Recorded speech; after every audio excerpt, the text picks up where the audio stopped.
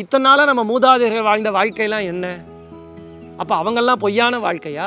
அவங்க சொன்ன அந்த ஸ்கிரிப்சர்ஸு, அவங்க சொன்ன அந்த வழி வழியாக வரக்கூடிய பண்டைய வழக்கங்கள், குல வழக்கங்கள், அப்போ அது எல்லாம் பொய்யா?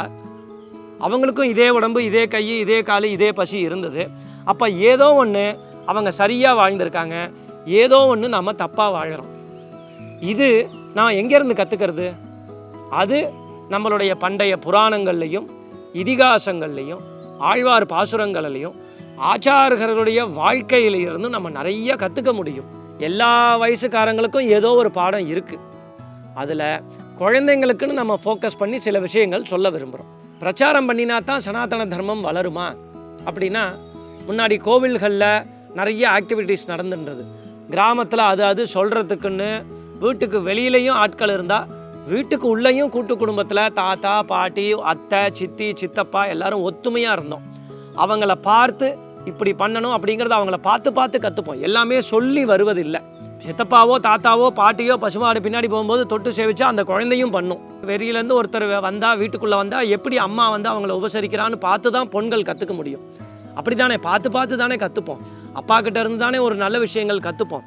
அப்போது வீட்டுக்குள்ளேயும் அம்மா அப்பாவோட வாழ்க்கையும் பிஸியாகிடுது, வீட்டுக்கு வெளியிலையும் குழந்தைங்களுக்கு இந்த மாதிரி சொல்லிக் கொடுக்கக்கூடிய சூழ்நிலைகள் இல்லை. இப்போ பள்ளிகள் எல்லாமும் செக்யூலராக போச்சு. அது வந்து ஸ்கில்ஸ் மட்டும்தான் நாங்கள் சொல்லிக் கொடுப்போம், சயின்டிஃபிக்காக இருந்தால் மட்டும்தான் சொல்லிக் கொடுப்போம், இந்த பழங்காலத்து கதையெல்லாம் எங்கள் ஸ்கூலில் நாங்கள் சொல்லிக் கொடுக்க மாட்டோம் அப்படிங்கிறது இருந்துன்னா அப்போ ஒரு வாய்டு இருக்குது.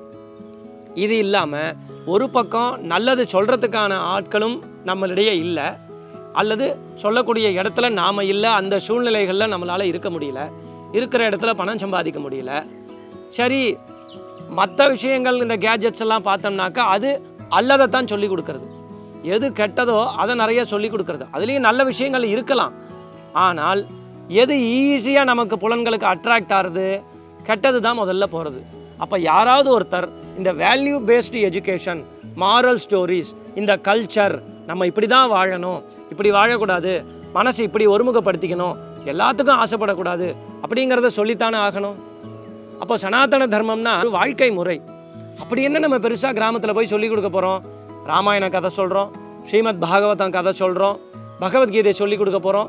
சரி, இது ஃபைனலி இதெல்லாம் என்ன சார்? பொய் சொல்லாத, உண்மையை பேசு, பசிக்கு சாப்பிடு, எப்போ பார்த்தாலும் எல்லாத்துக்கும் ஆசைப்படாத, பேராசைப்படாத, இருக்கிறத வச்சு திருப்தியாக வாழ கற்றுக்கணும், எது நல்லதோ எது ரைட்டோ அதை செய்யணும், எது நெசசிட்டி எது லக்ஸுரி அப்படிங்கிற கோடு கிழிக்க கற்றுக்கணும், அம்மா அப்பாவை மதித்து நடக்கணும், பெரியவர்களுக்கு வயதானவர்களுக்கு நம்மளால் என்ன முடியுமோ அந்த உதவியை செய்யணும், எல்லா ஜீவராசிகளிடத்தையும் அன்போடு இருக்கணும்.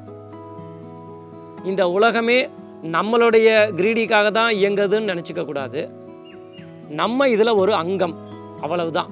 அப்போ எல்லா ஜீவராசிகளிடத்துலையும் அன்போடு இருக்கணும், சண்டை போடக்கூடாது, அண்ணா தம்பி ஒருத்தர் விட்டு கொடுத்து வாழணும், சண்டை தேவையில்லாமல் போடக்கூடாது, எனக்கு மட்டும்தான் அந்த பொருள் கிடைக்கணும்னு நினைக்கக்கூடாது, இருக்கிறத ஒருத்தரோட பகிர்ந்துண்டு வாழணும். இது எல்லாம் தானே நம்ம ராமாயணத்துலேருந்தும் பாகவதத்துலேருந்தும் புராணங்கள்லேருந்தும் ஆழ்வார் பாசுரங்கள்லாம் கற்றுக்குறோம்.